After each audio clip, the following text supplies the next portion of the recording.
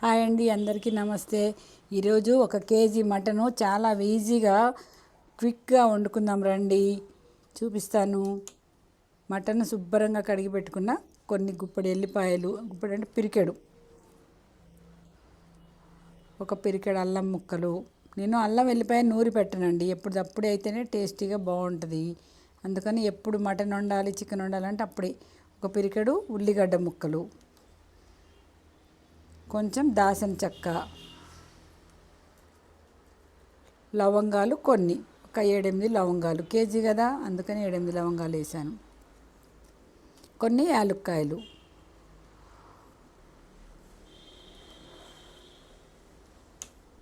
ఎందుకంటే నూరి పెట్టుకుంటే అందులో టేస్ట్ తగ్గిపోయి వాసన కూడా మారిపోద్దండి. అప్పుడప్పుడు నూరుకుంది చాలా టేస్టీగా ఉంటుంది.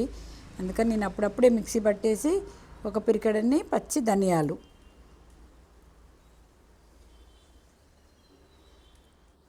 వేసి అవన్నీ దాంట్లో వేసేసి మూత పెట్టి మిక్సీ పట్టుకోవాలి. అది కూడా నేను మిక్సీ పట్టి తీసుకొచ్చాను చూడండి. మటన్ కడిగి పెట్టుకున్న 2 సార్లు మిక్సీ పట్టిన అదంతా మటన్లో వేసేయాలి.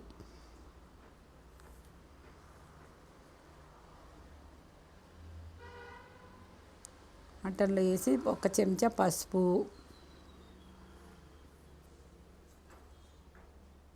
మా కారం లేదండి, కారం తక్కువ కాయలు, అందుకే నేను కేజీకి 4 స్పూన్లు కారం వేసుకున్నా.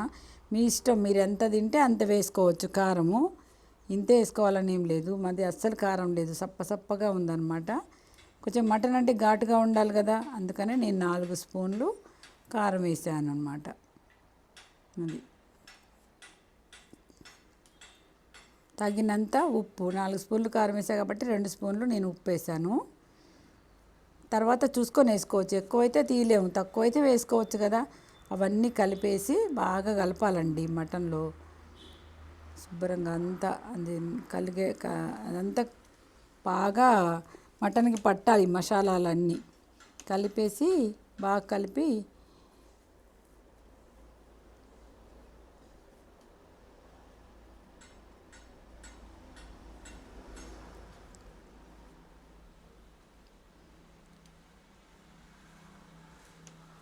పక్కన పెట్టాలండి. ఒక 10 నిమిషాలన్నా, ఒక 20 నిమిషాలన్నా పెట్టుకోవాలి. ఇప్పుడు బాండీ పొయ్యి మీద పెట్టి దాంట్లో సరిపడా నూనె వేసుకోవాలి.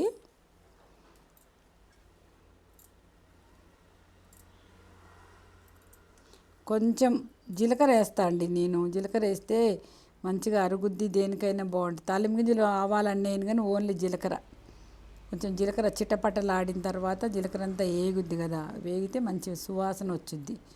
వేగిన తర్వాత కొన్ని పచ్చిమిరపకాయలు వేసుకోవాలండి. కాసిన పచ్చిమిరపకాయలు వేసాను. పచ్చిమిరపకాయలు కొంచెం మగ్గిన తర్వాత ఇప్పుడు ఉల్లిగడ్డలు వేసాను. ఒక ఉల్లిగడ్డ మిక్సీ పట్టేసాను కదా, అందుకని ఉల్లిగడ్డలు ఎక్కువ వేయలేదండి, మళ్ళీ కూర తీయగా అయిపోద్దని ఒకటే చిన్న ఉల్లిగడ్డ వేసాను. ఉల్లిగడ్డలు కొంచెం వేగాలన్నమాట.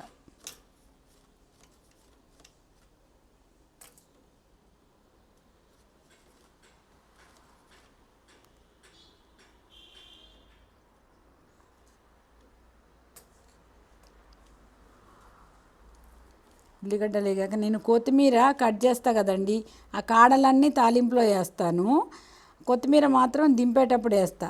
కాడలు దింపేటప్పుడు వేస్తే కసుకంటాయి, అందుకని తాలింపులో వేస్తే మంచిగా ఉంటుంది అనమాట. కొత్తిమీర కాడలు తాలింపులో వేసి అవి తాలింపులో వేగితే మంచి వాసన వస్తాయి, బాగుంటాయి. ఆకు మాత్రం చివరాకు దింపేటప్పుడు వేసుకోవాలి. ఇప్పుడు మటన్ వేసుకోవాలి అందులో. కుక్కర్లో పెడితే అండి టేస్ట్ పోద్ది, ఎందుకు నాకు నచ్చదు. కుక్కర్లో పెడితే ఉడుకుద్ది తొందరనే, కానీ ఇది కూడా లేతదండి. ఊర్లో కోసిందనమాట.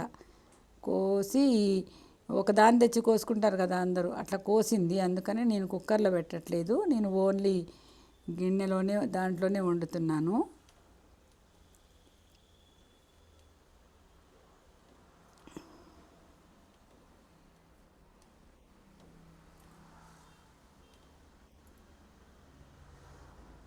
ఒకసారి మొత్తం కలిసేటట్టు కలబెట్టుకొని మూత పెట్టేసుకుంటే అదంతా అందులో నీరు ఊరుద్ది కదా, ఆ నీరు మొత్తం ఉడికేదాకా ఉడకనియాలండి.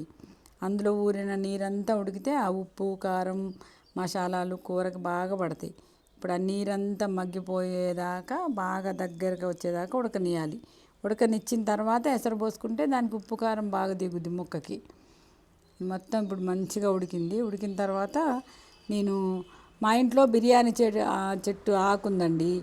అవి 2 పచ్చాకులు తెచ్చేసాను అనమాట, బిర్యానీ ఆకులు. బాగా మంచి వాసన వస్తుంది అనేసి మాకు చెట్టు ఉందన్నమాట, అందుకే 2 ఆకులు వేసా అందులో. అదంతా దగ్గర పడ్డ తర్వాత అప్పుడు వాటర్ వేయాలి ఎసర. అప్పటి వరకు మూత పెట్టి ఉడకబెట్టాలి. హైలోనే పెట్టాలి, సిమ్లో ఏం పెట్టవసరం లేదు.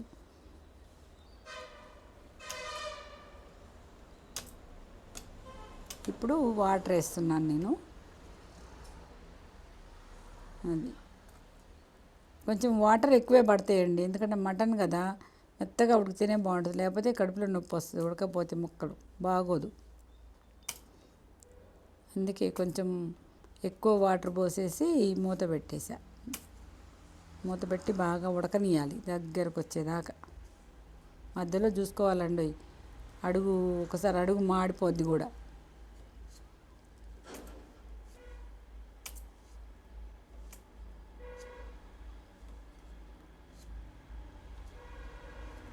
అయిపోయింది, మటన్ ఉడికింది. కొంచెం కొత్తిమీర, గరం మసాలా వేసి బంద్ చేసుకోవటమే, అంతే. ఈజీగా తొందరగా అయిపోయే రెసిపీ అనమాట. ఐరాణ పడవసరం లేదు దీనికోసం. చూడండి, కొంచెం గరం మసాలా, కొంచెం కొత్తిమీర వేసి కలిపేసి బంద్ చేసేస్తే అయిపోద్ది, అంతే. వేడి వేడి అన్నంలో మటన్ కర్రీ వేసుకొని తింటే చాలా బాగుంటుంది. నా రెసిపీ నచ్చితే షేర్ చేయండి.